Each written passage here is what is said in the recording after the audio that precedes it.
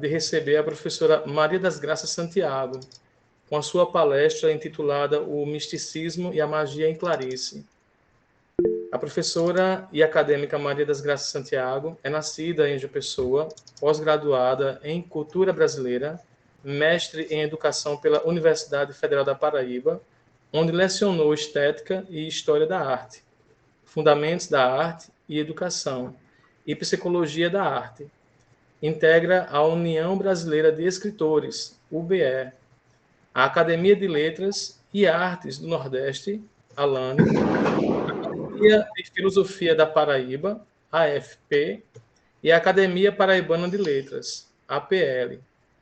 É com imensurável prazer que a recebemos para este momento de troca e construção teórica. Grato a todos e a todas por estarem conosco neste momento. O espaço é todo seu, professora Maria das Graças Santiago. Obrigada, Diógenes. Eu reitero os meus agradecimentos pelo convite de participar deste conclave. Eu considero uma iniciativa já vitoriosa para falar sobre uma pessoa a quem eu admiro profundamente e a quem eu venho estudando já há alguns anos. É assim, estou tentando fazer até um trabalho a respeito dela recentemente, e para mim é uma alegria trocar ideias com vocês neste momento. Eu pretendo fazer uma exposição de 35 minutos, mais ou menos, fim da qual eu me ponho à inteira disposição para um bate-papo, para uma troca de ideias, para enfim, para a gente falar sobre o assunto que interessa a todos nós. Clarice Lispector é uma pessoa cuja vida, a obra e a pessoa se confundem.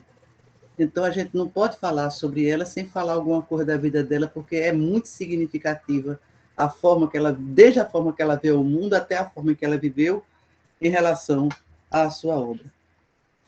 A obra e a pessoa se confundem.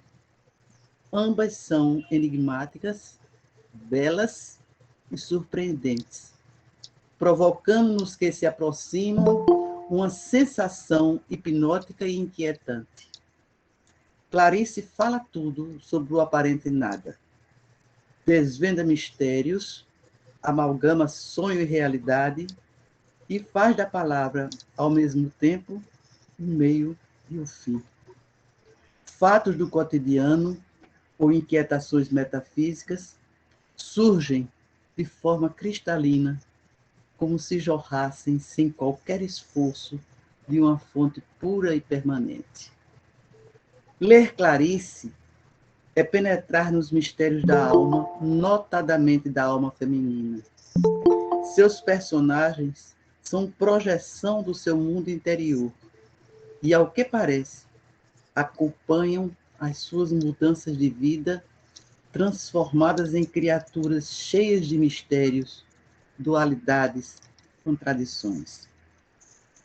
Elas crescem, amadurecem e envelhecem com Clarice. Joana, de Perto do Coração Selvagem, é uma mulher jovem, como a escritora era à época, que se desencontra dos outros para encontrar-se consigo mesma. Virgínia, de O Lustre, tem sentimentos rebarbativos, medos e audácias, ódios e amores que se enleiam. Nela, há uma permanente sensação de inquietude refletida na atmosfera densa do romance, que é, sobretudo, um mergulho no modo interior. Em A Cidade Sitiada, encontramos Lucrécia, que, mesmo não tendo consciência disto, vive bloqueada. O romance foi escrito em Berna, na Suíça, e numa crônica publicada no Jornal do Brasil, Clarice afirma, aspas, Berna é uma cidade livre. Por que então eu me sentia tão presa, tão segregada? E é este o estado de espírito que ela transmite em São Geraldo, a cidade que se entrelaça com Lucrécia, personagem que grita em silêncio a sua inconsciência. Assim, sucessivamente, desfilam as marcantes figuras femininas. Quem é o Monitor Reserva? GH, Lore, Vitória, Cândida Raposo, Pior que eu... Macabeia e tantas outras. Cada uma trazendo um Guilherme pouco de tá Clarice, até chegar na a farmácia e Ângela aí pediu pra Praline, eu gravar fusão a de da Maria Eros e das Graças, eu tô aqui Thanatos, não dela. que sabe que vai morrer e se prepara para isso. Em dezembro de 1920, Só Vanessa. nasce em Pode falar com Kochel, Vanessa, pedir pra ela pequena fazer província isso. da Ucrânia, uma menina que recebe o nome de Chaya Pronto, Pinkhasovna pede pra Vanessa Spek. fazer. Qualquer coisa Chaya me diz. significa vida, mas tem também a conotação de animal no idioma local. Para escapar aos horrores da Revolução Bolchevique e dos pogroms fatais aos judeus, a família de Chaya emigra para o Brasil, aportando em Maceió, em 1922. A primeira coisa que a pequena ucraniana perde ao chegar é o seu nome de batismo. Aqui passa a ser Clarice, a filha mais nova de Pinchas, agora Pedro Lispector. Depois de 3 anos em Maceió, tentando a vida como mascate, Pedro se muda com a família para Recife, cidade que a filha caçula adota como sua terra natal. Logo cedo, a menina decide ser escritora, escolhendo a palavra como arma para vencer o destino. E é através dela que preenche suas lacunas, recria a vida e fala ao mundo das suas inquietudes. No exercício de memória ancestral, imbui-se do significado do seu primitivo nome e deixa correr solto o animal que traz em si. Talvez por isso, na sua terna, rude e surpreendente A Paixão segundo GH, tenha escolhido uma barata, inseto repugnante e execrado pelos humanos, para salvar GH da sua pequenez, fazendo-a encontrar o sentido de estar viva. De estar viva e de conseguir, de forma dramática, uma experiência mística, profunda e única, como devem ser as experiências metafísicas. Cavalos selvagens, galinhas, cachorros, saguins, peixes, pintos, formigas, baratas, ratas e vagalumes, não importa o tipo ou o tamanho, os bichos permeiam as páginas dos seus contos, crônicas ou romances como figuras dramáticas e marcantes. Ela própria, uma mulher com olhos de pantera e beleza felina, alimenta nos seus personagens os lobos ou os cordeiros que costumam nos habitar. Clarice, como Haller, personagem criado por Hermann Hesse, autor que ela leu na adolescência, deixando-lhe marcas indeléveis, guarda um lobo dentro de si. Um lobo que, muitas vezes, aparece como um filhote carente, revelando todas as dores do mundo sentidas pela escritora, que, de forma magistral, centra nas perplexidades humanas o leitmotiv da sua inesgotável força criadora. Aos 9 anos, a menina perde a mãe, depois de uma longa e dorida enfermidade. Existia em Recife um colégio conhecido pela excelência do ensino, o Ginásio Pernambucano, com vagas muito concorridas. E é lá que, em 1932, encontram-se Clarice e sua irmã Tânia, ambas admitidas por concurso. Os Lispector moravam perto do ginásio, inicialmente na Praça Maceió Pinheiro, e depois na Rua da Imperatriz, no segundo andar de um velho sobrado. A futura escritora frequentava a Livraria Imperatriz do judeu Jacob Berenstein, localizada na rua do mesmo nome, sendo até hoje importante espaço cultural do Recife. A filha de Berenstein é personagem de uma das suas mais pungentes páginas, o conto Felicidade Clandestina, que narra o sadismo exercido pela filha do livreiro, possuidora das Reinações do Narizinho, um livro cobiçado por Clarice, para, segundo ela própria, ficar vivendo com ele, comendo-o, dormindo-o. Em 1935, os Lispector se mudam mais uma vez, viajando para o Rio de Janeiro, na terceira classe de um navio inglês. No Rio, Clarice termina o curso ginasial e ingressa na Faculdade Nacional de Direito. Por essa época, trabalha como jornalista e tem alguns contos publicados. Frequenta um barzinho em Copacabana, onde encontra regularmente Vinícius de Moraes, Lúcio Cardoso, Adonias Filho, entre outras figuras da nossa intelectualidade. Terminando a faculdade, Clarice consegue, de direito, o que ela já se considera de fato, ser brasileira. O ano é 1943, marcado por significativos acontecimentos na vida da jovem estudante. Concluído o processo de naturalização, casa-se com Maury Gurgel Valente, seu colega de classe, e já integrante da carreira diplomática. Recebe a carteira profissional como redatora do jornal À Noite e publica seu primeiro livro, Perto do Coração Selvagem, que lhe rendeu o prêmio Graça Aranha como o melhor romance do ano.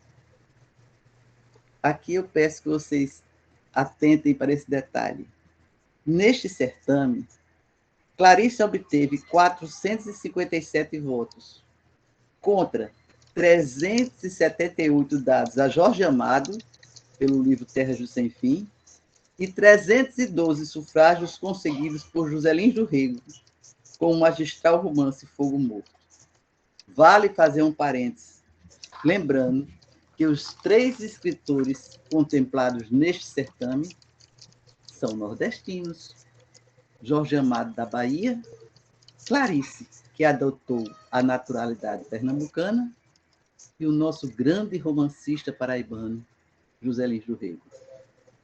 No ano seguinte, encontramos a escritora em Belém, do Pará, acompanhando o marido, que foi nomeado vice-cônsul. Depois, ainda por injunção da carreira do marido, parte para Nápoles.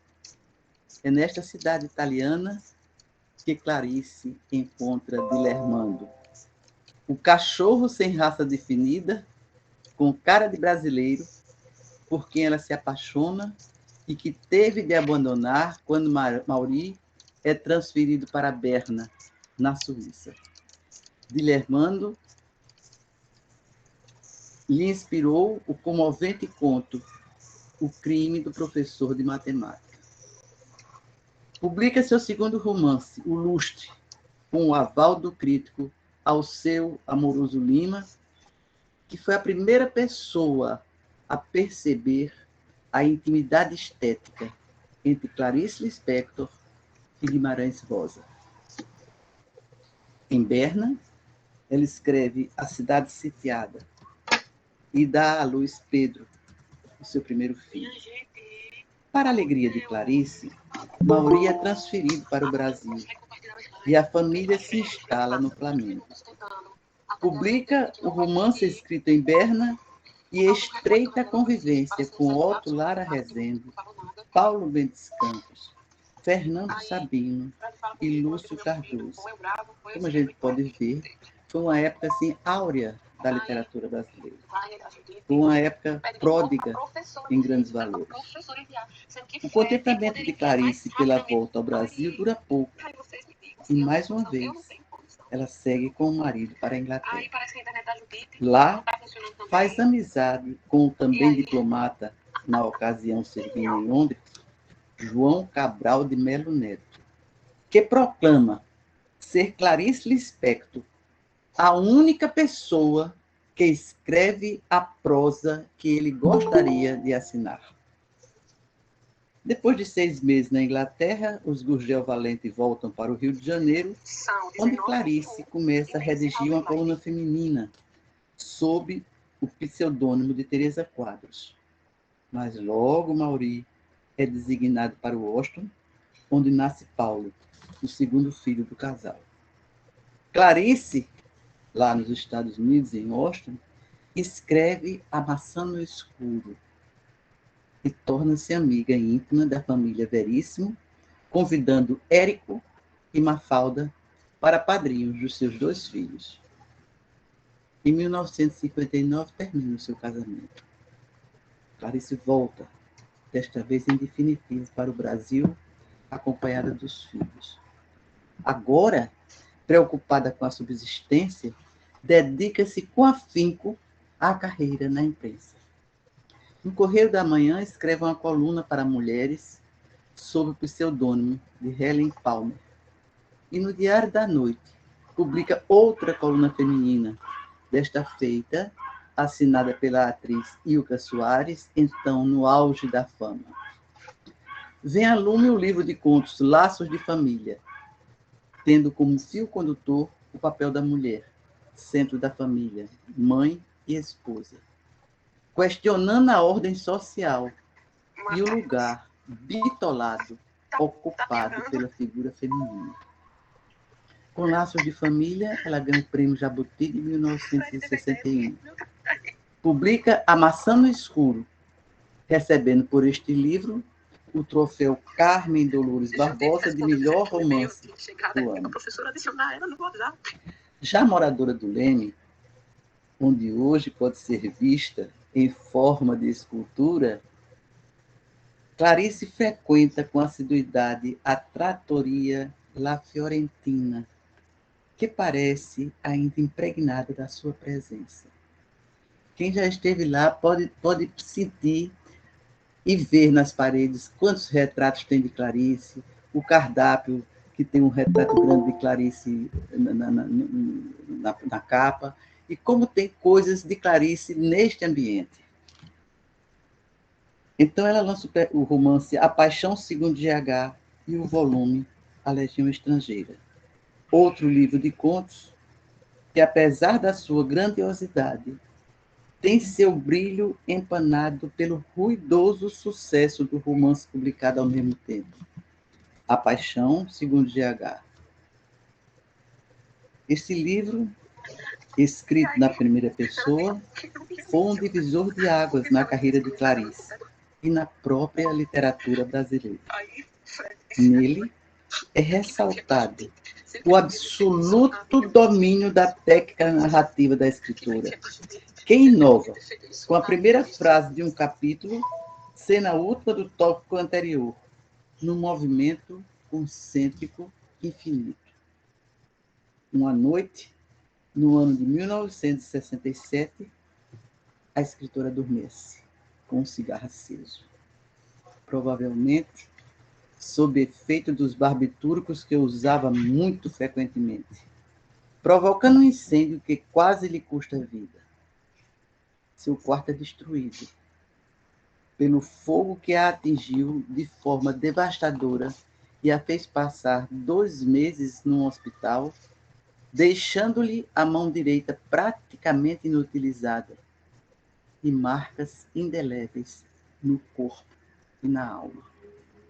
Condizente com seu exacerbado misticismo, ela ressalta o fato de que o único objeto que se salvou incólume do incêndio foi um missal que mantinha sobre a mesa da cabeceira. Quando melhora das queimaduras, começa a escrever a coluna dos sábados do Jornal do Brasil, depois reunidos na antologia A Descoberta do Mundo. Trabalha para a revista Manchete, fazendo entrevistas com personalidades de destaque.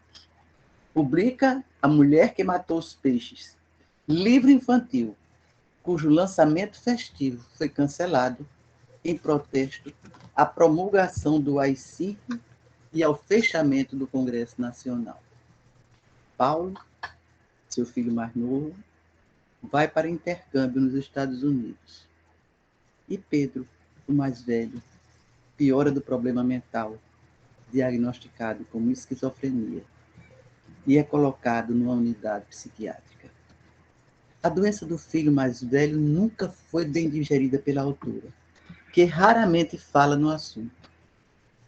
Vem, então, a lume uma aprendizagem ou o livro dos prazeres, obra que hoje de manhã foi de uma forma magnífica dissecada pela Adélia Magalhães, que esteve conosco aqui no Congresso, e que falou sobejamente, falou tudo que se podia dizer a respeito do livro da história de Lore, apelidada de Lorelei, apelido de Lorelei, que começa a descoberta do mundo guiada por Ulisses. Um livro de origem mítica, pois Lorelei é uma lenda do folclore alemão, uma sereia que seduz os pescadores com o seu canto, enquanto Ulisses é o herói grego, personagem da Odisseia de Homero, que escapa do encantamento das sereias por se amarrar ao mastro do navio, demonstrando sabedoria e prudência. A crítica foi controversa em relação ao livro, considerado por muitos uma obra menor. Trabalha no texto Objeto Gritante, divulgado depois sob o título Água Viva, livro que, para mim, é música, é pintura e é poesia. Água Viva é uma obra de arte na mais pura acepção da palavra. Eu sei que há livros de Clarice que são mais conhecidos, que são mais comentados. Realmente, assim, a trilogia máxima dela se encontra em Perto do Coração Selvagem, A Paixão segundo GH e depois A Hora da Estrela. Mas esse livro Água Viva, para mim, é uma poesia em prosa. É uma poesia em prosa que tem ritmo, que tem cor, que tem musicalidade, que tem tudo. Então, eu aconselho a quem não conhecer ainda que se debruce sobre ele, porque realmente vale a pena. Em 1974, ela é dispensada do Jornal do Brasil, ao que tudo indica por razões de sua origem semita, precisando, para complementar sua renda, trabalhar como tradutora. Em 1977, concede para Júlio Lerner a famosa entrevista na televisão, que, aliás, foi passada trechos dela aqui na abertura do Congresso. E publica A Hora da Estrela, 2 meses antes da sua morte, proveniente de um câncer tardiamente detectado. No dia 9 de dezembro, um dia antes de completar 57 anos, Clarice Lispector parte para outra dimensão. Os livros de Clarice precisam ser lidos com atenção, devagar, e às vezes demandam uma releitura para serem mais bem sentidos. Eu não estou falando entendidos, eu estou falando sentidos. Aspas. Não se preocupe em entender, diz ela. Viver ultrapassa qualquer entendimento. Posso não ter sentido, mas é a mesma falta de sentido que tem a veia que pulsa. Sua literatura se funde com as outras artes. Tem melodia e ritmo, tem cores e linhas. Aspas. Tanto em pintura como em música e literatura, tantas vezes o que chamam de abstrato me parece apenas o figurativo de uma realidade mais delicada, mais difícil, menos visível a olho nu. Em se tratando de artes, Clarice não vê separação entre elas, considerando difusos os limites que apartam a literatura da música ou da pintura. Aspas. A dissonância me é harmoniosa, a melodia por vezes me cansa. Quero na música e no que te escrevo e no que te pinto. Quero traços geométricos que se cruzam no ar e formam uma desarmonia que eu entendo. É puro it. Estou improvisando. E a beleza do que improvisa é fuga. Bem atrás do pensamento tem um fundo musical. E ainda, que música belíssima ouço no profundo de mim. É feita de traços geométricos se entrecruzando no ar. É música de câmara. É sem melodia. É modo de expressar o silêncio. O que te escrevo é de câmara. É difícil uma classificação genológica da escrita clariciana. Ela mesma disse, aspas, inútil querer me classificar.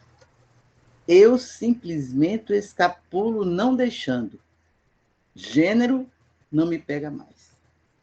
Mesmo assim, vale registrar o uso constante de termos pertinentes à pintura ou à música, notando-se grande correspondência da sua escrita com o impressionismo, termo criado a partir de uma pintura de Monet e que denominou toda uma escola, sendo utilizado também para classificar a música de Debussy, que evoca a natureza, sensações, sonhos, luz e cores. E onde se faz um movimento de aproximação e distanciamento necessários à percepção do sentido. Da mesma forma que a pintura e a música, a escrita de Clarice procura captar impressões utilizando os estados mentais numa valorização de emoções e sentimentos. Também nela, sente-se a necessidade de um distanciamento para melhor apreensão do sentido, conforme ela mesma explicita. Aspas. Esse texto que te dou não é para ser visto de perto. Ganha sua secreta redondeza, antes invisível, quando é visto de um avião em alto voo. A escrita de Clarice, plena de questionamentos, de buscas e de constantes descobertas, brota de sensações de caráter universal, oferecendo ao mesmo tempo um tônus marcante e pessoal. É exatamente neste caráter múltiplo que reside o seu fascínio. Daí, muitas vezes, mesmo sem entender o significado do texto e não percebendo o porquê, o leitor se identificar com um personagem, sentindo repercutir no seu íntimo a inquietação e a revelação de verdades até então ocultas. Alguns termos estão estreitamente vinculados ao estudo do texto clariciano. Fluxo de consciência, epifania, estranhamento, perplexidade, são alguns deles. O fluxo de consciência, amplamente usado por Clarice, como foi por James Joyce e Virginia Woolf, é uma técnica literária apartada da linearidade do enredo, mostrando o interior de um personagem através da realidade dos seus processos mentais, onde conteúdos conscientes e inconscientes se misturam com a realidade. Desejos, impressões, sensações, sentimentos são mais evidenciados e valorizados do que a narrativa factual. Numa linguagem sem fronteiras entre sensações e acontecimentos, ocorre um mergulho no mundo interior, resultando numa prosa caótica, estranha, perturbadora. Aspas.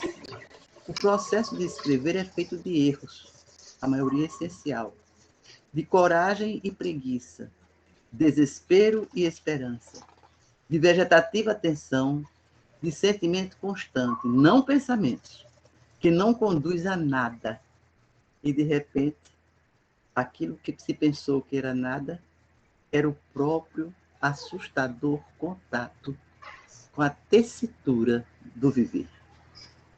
No Congresso de Bruxaria, realizado em Bogotá, que contou com a participação efetiva da escritora apresentando o conto O Ovo e a Galinha, uma das suas páginas mais intrigantes, encontramos uma pista para a percepção do seu estilo. Aspas. A inspiração para Oi. qualquer tipo de Pode. arte tem um toque mágico, porque a criação é absolutamente Vai inexplicável. pedir não. Suponho que emerge do mais profundo eu de cada pessoa, da profundeza do inconsciente individual, coletivo, cósmico. Pode, se for pedir aí, eu vou Epifania, querer.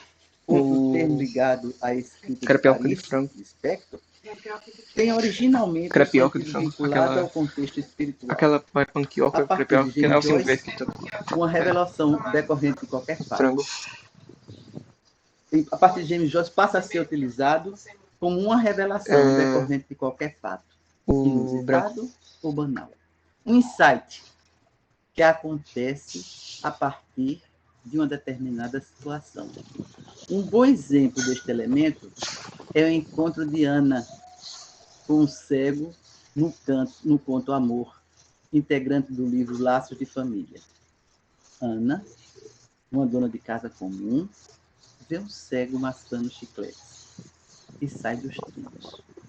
Descarrilha pela revelação súbita da verdade oculta da sua vida. Um cego mascando chicles mergulhava o mundo em escura sofreguidão. Ela apaziguara tão bem a vida, cuidara para que essa não explodisse. E um cego mascando goma despedaçava tudo isso. A epifania, esta súbita revelação, implica numa ruptura do antigo modo de viver, ou pelo menos de ver a vida. No caso de Ana, ela consegue de volta a vida conformada e sem sustos, depois da visita ao Jardim Botânico. Retorna à casa, agindo como se nada tivesse acontecido. Afivela a máscara, persona, e continua a vida que lhe é dada, mesmo sabendo, no fundo, que nada mais será como Nem tanto isso, porque frango Clarice é só o sem molho. dúvida, Pode ser. Eu peço uma 2 tacos. figura emblemática da nossa literatura. Inovou no estilo, na linguagem e nos temas abordados. Algumas vezes ignorando as regras Foi no. gramaticais para enfatizar Isso foi alguma no El coisa de si. Compadre. Ou Subverteu no a estrutura Tex-Mex. da Deixa eu ver se narração foi no Tex-Mex. e incorporou a poesia Foi no à Tex-Mex. sua prosa, Deixa eu empregando confirmar. metáforas, paradoxos e É gostoso, nem é antíteses. tão grande. Tem bom pedir. Sua Pra escrita é uma encher, vamos pedir viagem uns 3 ao ou 2. inconsciente, valorizando o Eu discurso também pedi interior. 2. Negando ser uma Taco de escritora frango. Só de profissional, frango mesmo. Com deixava molho claro médio que a sua maior missão e pimenta média. era ter filhos. Mesmo assim, escreve. Sempre. Escreve por necessidade. Para melhor O de frango compreender o desfiado mundo. mesmo, normal. Para melhor se compreender. 2 de frango é tá bom. Como se fosse Com molho para médio. salvar uma vida. Rompeu barreiras até então inexpugnáveis. Uma mulher de classe média, que se casou, teve filhos, uma dona de casa ligada aos problemas cotidianos da vida, e mesmo assim conseguiu um lugar privilegiado no mundo literário. Acusada de não se preocupar com os problemas políticos sociais, demonstra o contrário, participando de passeatas de repúdio à ditadura militar e através da escrita de alguns textos, como O Poder de Punir, Mineirinho e A Hora da Estrela. Ela própria se incomoda com essa questão, que, aliás, foi muito explorada na época, tendo na vida até um enterro seu simbólico por Renfio no Pasquim. E ela tenta explicar, aspas, desde que me conheço, o fato social teve em mim importância maior do que qualquer outro. Em Recife, os mocambos foram a primeira verdade para mim. Muito antes de sentir arte, senti a beleza profunda da luta, mas é que eu tenho um modo simplório de me aproximar do fato social. Eu queria fazer alguma coisa, como se escrever não fosse fazer. O problema de justiça é que em mim um sentimento tão óbvio e tão básico porque não consigo me surpreender com ele. E sem me surpreender, não consigo escrever. A busca da origem é tema que perpassa toda a escrita clariciana, fazendo-nos presente no processo de reconstrução e na necessidade de penetrar no verdadeiro mundo, o mundo interior, onde tudo se inicia. A exemplo de outros pensadores, o tempo também faz parte de suas elucubrações. Como Aristóteles, ela entende que tempo é movimento. E nestas formulações indissociáveis estariam inclusos o agora, o antes e o depois. Nos modos de Kant, ela também percebe que o tempo só existe como categoria mental e afirma, aspas, o que chamamos de tempo é o movimento da evolução das coisas. Mas o tempo em si não existe. E ainda, mas o instante já é um pirilampo que acende e apaga, acende e apaga. Eu, viva, tremeluzente como os instantes, acendo-me e me apago. O presente é o instante em que a roda do automóvel, em alta velocidade, toca minimamente no chão. E a parte da roda que ainda não tocou, tocará no imediato, que absorve o instante presente e torna-o passado. É assim que o passado me é presente e futuro. Leitor habitual da Imitação de Cristo, impregna suas páginas com numerosas referências bíblicas, decorrência provavelmente da sua memória atávica, oriunda das suas origens judaicas e do conhecimento dos livros sagrados. Aspas. Venho de longe, de uma pesada ancestralidade. Fecha aspas. A procura de Deus e a sua urgência em encontrá-lo, ou de ser por ele encontrada, permeia os seus textos, onde se encontra também descrição de fatos ou situações míticas ou mágicas. Exemplo disto é quando uma folha caindo toca-lhe as faces e ela entende ser isto uma grande delicadeza de Deus. Clarice é mística, supersticiosa, cabalística. Ela mesma se vê assim, aspas. Falarei sobre a magia do fenômeno natural, pois acho inteiramente mágico o fato de uma escura e seca semente conter em si uma planta brilhante. Fecha aspas. Vive numa eterna busca do sentido da coisa e procura explicações do mundo no sobrenatural. Os números têm significação especial. 9, 7, 13 e 8 são seus algarismos secretos. Contava 7 espaços entre os parágrafos e dava especial atenção à página 13. No insaciável desejo de penetrar nos mistérios da existência, procura conhecer o futuro, consultando cartomantes, videntes e o I Ching, milenar livro chinês das mutações. Aspas. Se eu tivesse o que dar um título à minha vida, seria À Procura da Própria Coisa. Eu sou toda mágica e minha aura é azul forte, que nem dos doces vitrais da igreja. E ainda, vi a esfinge, não a decifrei, mas ela também não me decifrou. Encaramo-nos de igual para igual. Ela me aceitou e eu a aceitei, cada uma com seu mistério. Mais adiante. Eu trabalho enquanto durmo, porque é então que me movo no mistério. Mas há também o mistério do impessoal, que é o It. O It vivo é o Deus. E ainda, estou ainda semi-mergulhada nas sensações místicas. Bebi um pouco desta forte bebida. Fiquei um pouco embriagada.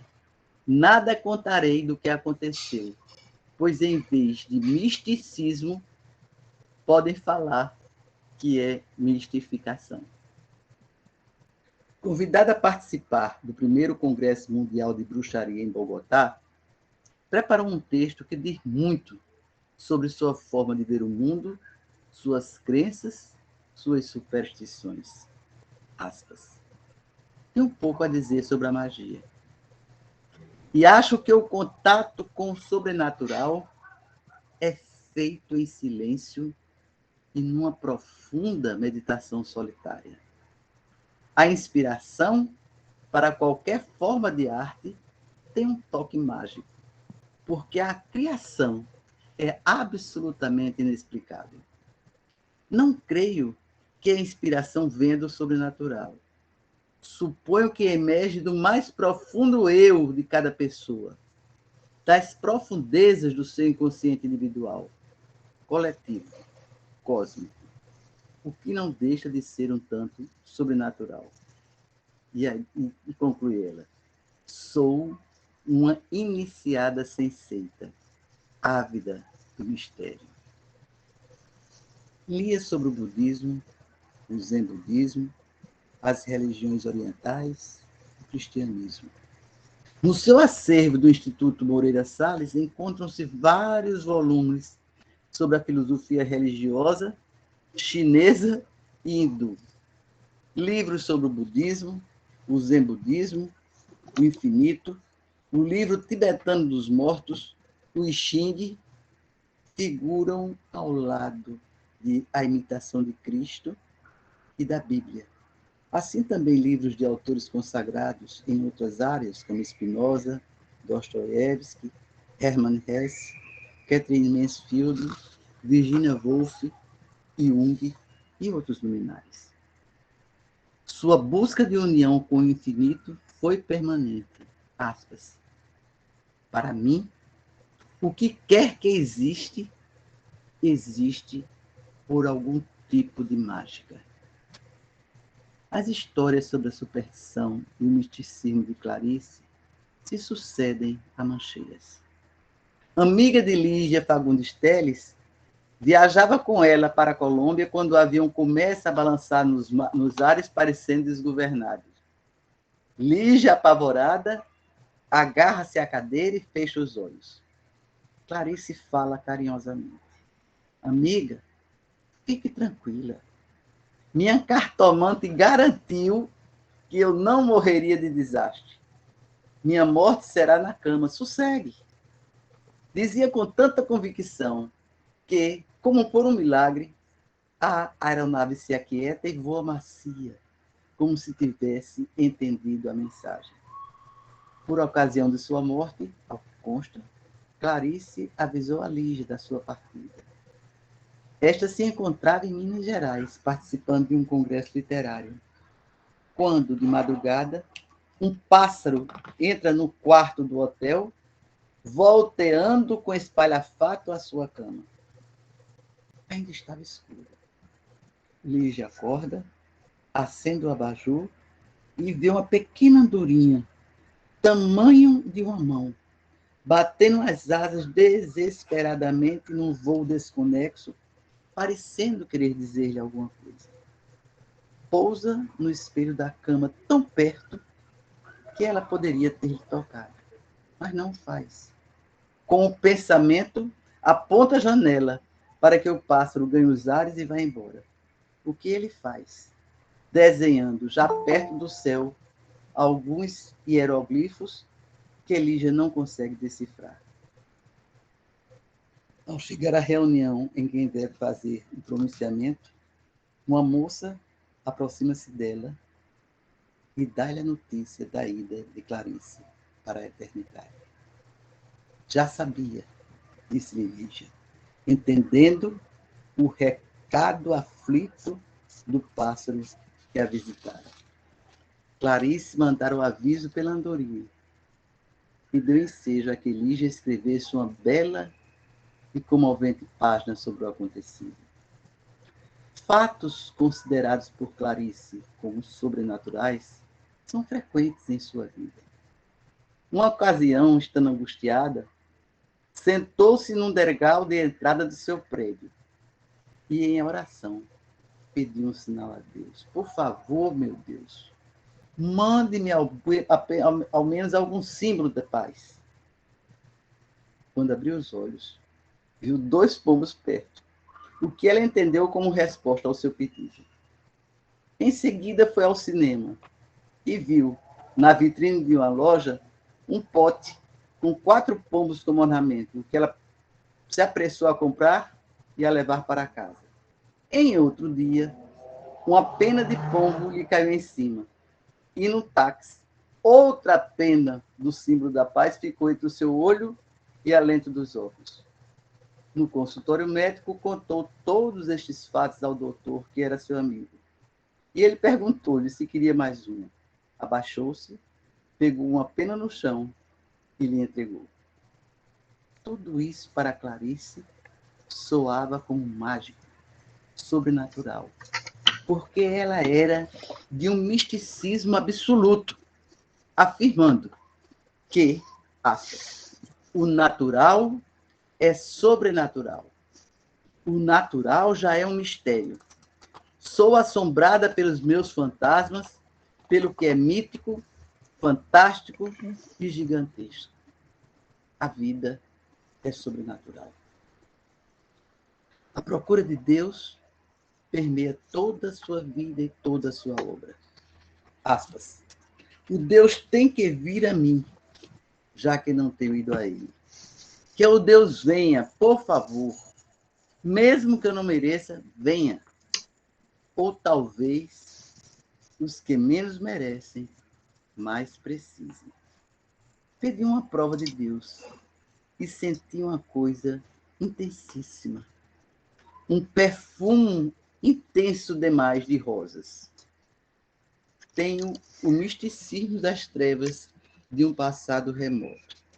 Quem sabe este misticismo de Clarice seja resultado de sua memória ancestral, herdada no seu inconsciente das muitas gerações do povo judeu a que ela pertencia e a fizesse dizer, aspas, amo tanto a Deus que tenho medo de tocar nele com o meu pedido. Meu pedido queima. Minha própria prece é perigosa de tão ardente. E poderia destruir em mim a imagem de Deus que ainda quero salvar. No entanto, só a Ele eu poderia pedir que pusesse a mão sobre mim e arriscasse queimar a dele. Mais adiante. Quem sabe, assim como uma mulher que se guarda intocada para dar-se um dia ao amor, talvez eu queira morrer toda inteira para que Deus me tenha toda. E ainda, tenho o profundo prazer de rezar e entrar em contato íntimo e intenso com a vida misteriosa de Deus. Não há nada no mundo que substitua a alegria de rezar. E pela boca de Ângela Praline, ela reitera, aspas, queimo em fogueira inquisitorial. Tenho o misticismo das trevas de um passado remoto. E saio destas torturas de vítima com a marca indescritível que simboliza a vida. Em linhas gerais, eis a nossa estrutura, cheia de superstições, de misticismo, uma eterna busca pela coisa em si. Inclusive, há quem faça paralelo entre Teresa d'Ávila e Clarice Lispector. Ambas mulheres à frente do seu tempo, donas de uma inteligência privilegiada, escritoras, místicas, acusadas de bruxaria, voltadas para dentro de si mesmas, tentando sempre um contato com o infinito e ansiando entrar em estado de graça. Uma é santa, doutora da igreja, a outra profana, acreditando que o milagre é a simplicidade última de existir. Santa Teresa é a mística religiosa, paradigma da fé iluminada pela razão. Clarice, uma iniciada sensata, ávida de mistério. Viveu sempre à procura do sentido da vida. As duas se semelham frutos da mesma árvore. Clarice é uma figura plural, sedutora, enigmática. Uma autora que escreveu poesia em prosa, desvendou o mundo interior, valorizando sentimentos e devaneios, alterou o panorama da literatura brasileira e permanece longe de ver esgotadas as descobertas contidas em sua obra. Para concluir, deixemos falar Drummond nos versos iniciais e nos finais do seu poema Visão de Clarice.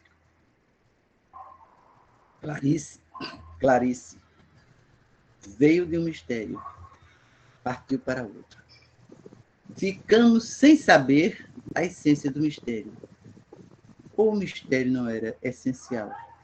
Era Clarice viajando nele.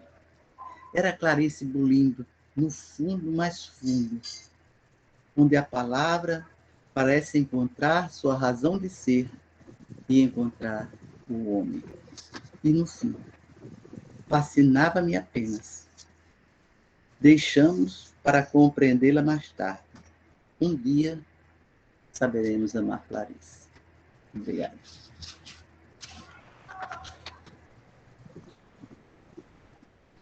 Professora, nós agradecemos bastante, realmente, sua exposição, tanto da parte histórica, que moldou, né, a vida de Clarice Lispector, mostrando até a perseguição, né, por sua origem semita. A gente, às vezes, pensa erroneamente que o Brasil não teve uma perseguição semita, né, e houve uma coisa, assim, muito triste, né, na nossa história. E, assim, as conexões que a senhora fez, a gente agradece demais, professora, por trazer e enriquecer esse momento para cada um de nós. Muito obrigado, Maria das Graças Santiago. Eu gostaria agora de abrir para o pessoal que querem comentar, né, sobre o seu trabalho. Vou abrir aqui os microfones para todos. Aí, quem gostaria de fazer alguma pergunta, só é levantar a mão ou pode colocar também nos comentários. Já tem bastante pessoas aqui falando. Matheus Freitas falou palestra fabulosa, professora. Rebeca, né, excelente exposição, professora. Muito obrigada. Se alguém gostaria também de fazer alguma pergunta, a professora Maria das Graças pode fazer. Heltelma levantou a mão. Pode ficar à vontade, Heltelma. Olá, boa noite, Dona Maria.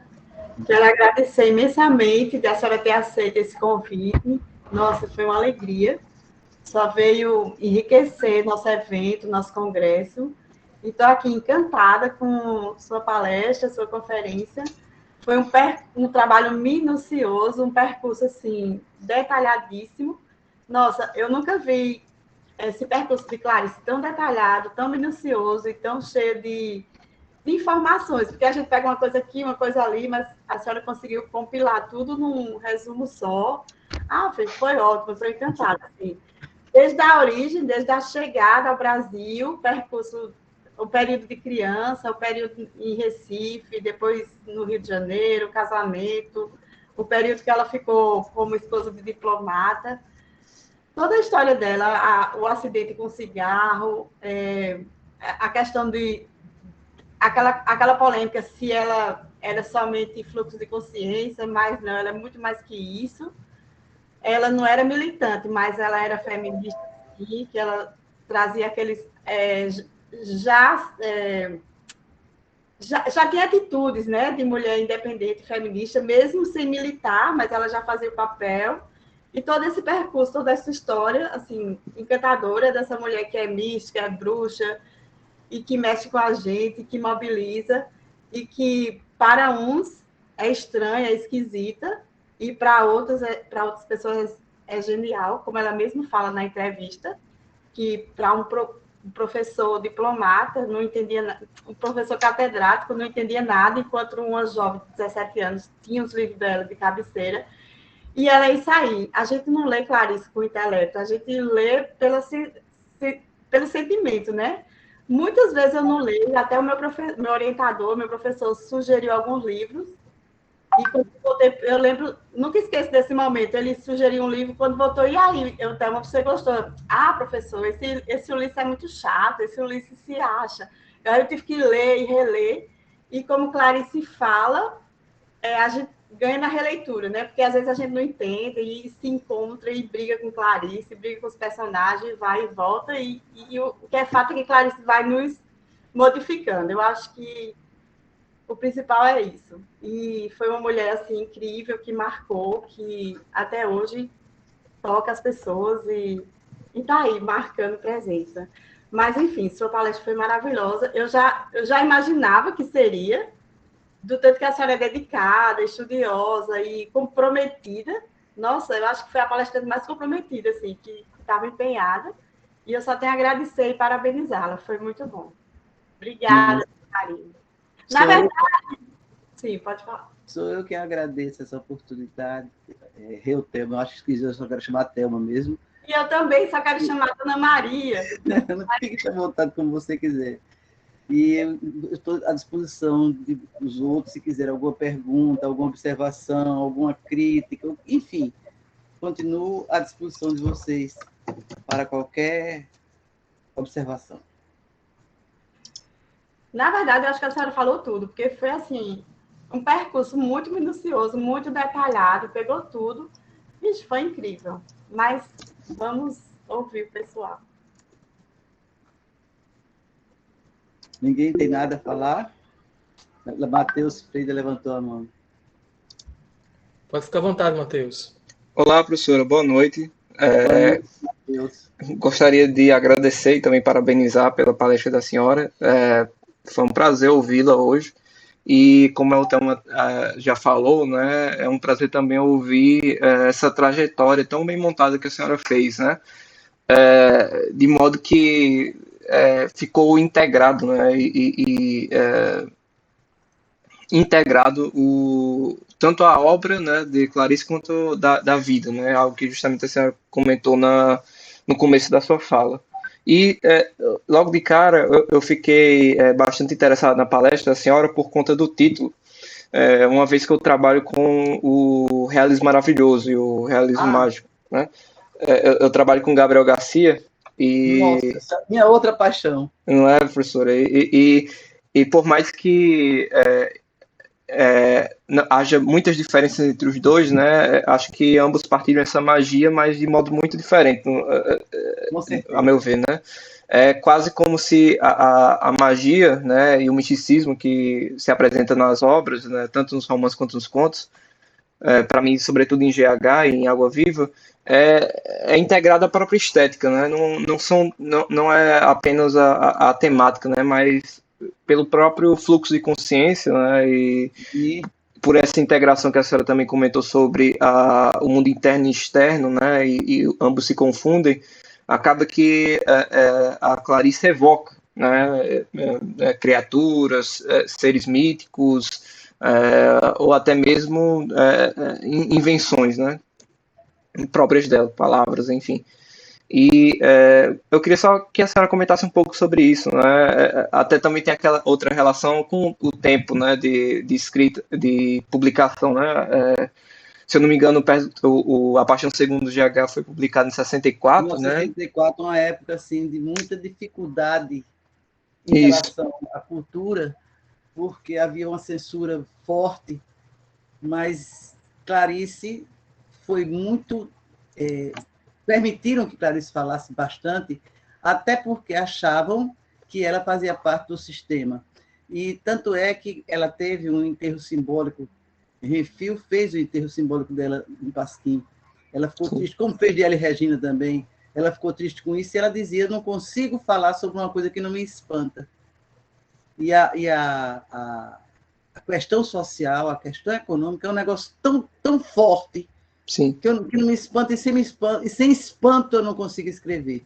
Mesmo assim, ela escreveu Mineirinho e a obra magna dela, que é a Hora da Estrela, que é um grito da nordestina que chega ao Rio de Janeiro sem ser ninguém. E, enfim, ela, apesar de não ser militante, ela dizer que foi, não. Ela nunca foi militante política. Ela foi feminista? Foi. Mas uma feminista, entre aspas, também. O que, sobretudo, Clarice dominou totalmente a palavra, o uso da palavra, as formas de se usar a palavra. E, principalmente, utilizou o que está dentro da pessoa. Não foi o mundo externo que ela se preocupou com o mundo interior de cada um. Nisso, eu acho que se encontra o diferencial de Clarice. E, por isso, a literatura dela é permanente. Porque são sensações, são emoções, são sentimentos que são eternos. A angústia, por exemplo, Clarice foi uma pessoa que teve sempre um complexo de culpa imenso. Por quê?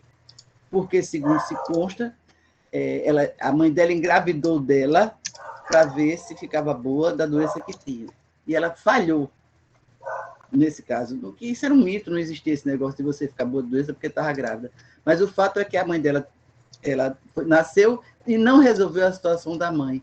E ela passou muito tempo pensando que ela era a culpada da doença da mãe. Só que a doença da mãe é anterior ao nascimento dela. Mas isso foi uma culpa que ela carregou durante toda a vida e que se juntou à culpa da situação do filho dela, que ela também, de uma certa forma, se julgava culpada. Eu vi uma entrevista muito interessante esqueci agora o nome do poeta, que também tinha um filho doente e que, conversando com ela, disse: você não é culpada, você não fez nada para que seu filho nascesse assim. Mas foi uma situação que ela nunca conseguiu digerir de fato. Foi uma situação que a amargurou o resto da vida, que desmantelou a vida dela, como se diz. Foi a doença de Pedro, o filho mais velho. Tem mais alguma pergunta? Mais alguma coisa? Vivia um luto profundo, não tenha dúvida. Não tenha dúvida. Ela vivia... Deixa eu ver aqui.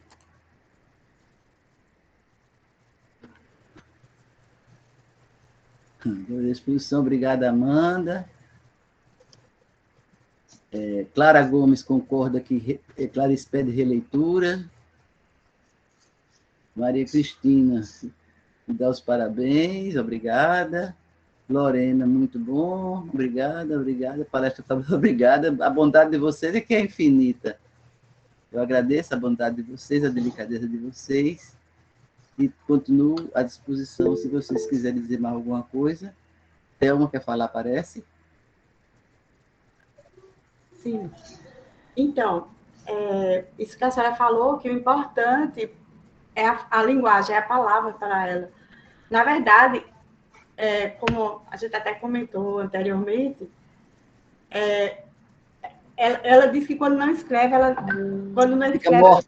está morta, né? Porque para ela, a escrita é vital, é uma necessidade vital, assim como é beber e respirar. Então, ela vivia da palavra, ela tinha essa necessidade de estar escrevendo e tal. E ela escrevia de forma que parecia simples, mas que tinha um conteúdo complexo, que não é todo mundo que entende. Como a senhora citou, no caso, o amor da dona de casa Ana. Se a gente for contar assim, uma dona de casa que saiu, foi às compras e viu um cego, mas se aí, o que é que isso tem a ver? Mas se você for pensar e elaborar e ver as epifanias, as coisas que acontecem, é muito profundo. Parece simples, mas quando a gente vai analisar e observar, é muito complexo. E ela, como a senhora também falou, era uma mulher extremamente culta, que leu muitos escritores clássicos, né? Dostoiévski, Virginia Woolf, várias pessoas. Então, ela conseguia, de forma aparentemente simples, mas que tinha muito conhecimento, né? Tinha muita coisa assim, de mitologia, de várias coisas, como a gente viu hoje pela manhã com a professora Adélia, quanto de mitologia que tem nos livros dela, não só na Paixão Segundo GH, mas não só no livro de Paulo, mas ela usa muita mitologia. Muita mitologia. Usa muita Bíblia. Isso, por isso, no tema do misticismo, né, que ela usa muita mitologia, usa a Bíblia, usa os conhecimentos da origem judaica, tem muita coisa envolvida na escrita dela. É encantadora. Pronto. Sim, outra coisa. Ai, meu Deus, são muitas coisas. Outra coisa que eu pontuei, algumas anotações que eu fiz aqui, que ela subverte, né? Ela subverte a gramática, quando, né, que começa com a vírgula, começa com uma reticência. E até com a concordância verbal. Quando ela quer valorizar alguma coisa que precisa ser dita, ela não faz questão de perder a gramática, mas contanto que a ideia dela seja manifesta de uma forma clara. Subverte a gramática, subverte também a mitologia, né? Porque, voltando para uma aprendizagem do livro dos prazeres, é Ulisses que espera, diferente do outro Ulisses. Do outro Ulisses. E Lore não tem nada a ver com Penélope. Não tem nada a ver com a história de Ulisses do que com a de Penélope. Apesar de, em algumas cenas, ela está bordando, como Penélope ficou o tempo inteiro também bordando. Mas há uma subversão, mas há pontos de contato entre os dois. Daqui a pouco eu estou indo. Muitos pontos de contato. Uhum. Porque, no caso, é Ulisses que espera por tempo dela, né? O momento que ela está pronta. Então, ela é isso, subverte a gramática, a mitologia, a vida. E tudo isso que a senhora já falou, né? Essa questão social, que se preocupava falava de mulheres, donas de casas, de empregadas, taxistas, prostitutas, sexualidade das mulheres idosas, né? No caso, mulheres velhas. Cândida Raposo, para mim, é uma história assim que mexe com todas as mulheres de certa idade, porque é a história das mulheres velhas. A história de Cândida Raposo. Acho que é de A Via Cruz no Corpo. E esse termo mulheres velhas parece pejorativo, né? Eu mesmo não estava muito familiarizada, fiquei meio assim, mulheres velhas, mas até a professora ontem explicou, né? Eu acho mais pejorativo falar em melhor idade, sabe, Thelma? Sim. Porque falar em melhor idade é uma coisa pejorativa que a gente sabe que não é verdade, que a idade depois de 60, 70 anos não é melhor idade, que é isso. Isso sim, eu acho um insulto. Mas ser velha é um fenômeno natural, é um fenômeno da natureza, é um fenômeno que ocorre, a gente tem que aceitar. Não, e aprender a viver cada idade tem a sua grandeza, tem as suas limitações, tem as suas peculiaridades, e cada idade é uma idade da pessoa, que a pessoa tem que aceitar. A gente não pode querer viver aos 60 anos como tinha quando tinha 30, aos 70 como tinha 40, não pode, não existe isso. E isso é uma irrealidade. Pois é. Em relação à questão semita, não sei se foi você que falou, se foi outra pessoa que falou, o menino que falou, que aqui se pensa que no Brasil não havia, mas é bastante lembrar que Olga, a mulher de Prestes, foi enviada para a Alemanha, onde morreu no campo de concentração pelo simples fato de ser judia. Então, dizer que não houve, houve. Houve menos do que em outros cantos, sim, mas houve preconceito contra o judeu. Principalmente naquela fase aquela fase. Ela saiu do Jornal do Brasil por conta de ser judia, não foi por motivo. Ela e todos os outros colegas delas que eram judeus. Foi eu, professor, que tinha perguntado. Muito obrigado por ter falado. Assim, eu sabia que na época de Getúlio Vargas, né, o Brasil ainda ficou em dúvida, né, com Hitler, né, e flertou, né, com o nazismo. Sim, ficou sempre mas para onde pender. A gente aqui no país não conhecemos, na verdade, nossa história por dentro, né? E a gente não imagina que, no caso, Clarice Lispector também sofreu, né, pelas suas origens. Com certeza, com certeza. Mas a informação que eu amei demais de ter recebido, né? Inclusive, maravilhosa. Eu achei interessante, naquela entrevista que vocês colocaram no início do conclave, do congresso, que pergunta qual era a ocupação do pai dela. Não sei se vocês estão lembrados dessa parte. E ela diz, meu pai era representante comercial, não, o pai dela era mascate. Daquele que era chamado burro sem rabo, que puxava o carrinho, era prestamista, como se diz no interior ainda hoje, e que levava tecidos e panelas e coisa para serem vendidas à prestação. Ele era um mascate. Agora, era um homem de grande sensibilidade, era um homem estudioso. A prova disso é que ele queria que as 3 filhas estudassem piano, é que ele levava as 3 filhas para assistir concertos, é que ele falava muito que queria que as filhas estudassem, e a preocupação que ele tinha com os colégios da filha. Ele foi uma pessoa frustrada pela sua situação geográfica, histórica, de estar na Ucrânia naquela época, e não pôde ser o que ele queria ser. A tendência dele era para ser um erudito. Ele virou mascate por uma necessidade de sobrevivência. Mas ela nega isso. Na entrevista, eu prestei bem atenção que ela diz, não, meu pai era representante comercial, uma coisa assim. Não, o pai dela era mascate. Com muita honra, o pai dela era mascate. Pois é, professora. Foi muito rica para todos nós esse momento com a senhora. Mais uma vez, eu lhe agradeço do fundo do coração, em nome do LIGEPS e do professor Dr. Hermano de França Rodrigues, porque esses momentos são necessários, né, para a gente ter essa troca de conhecimento. E, assim, para todos nós que estamos aqui, é só agradecimento por você ter disponibilizado. Eu que agradeço.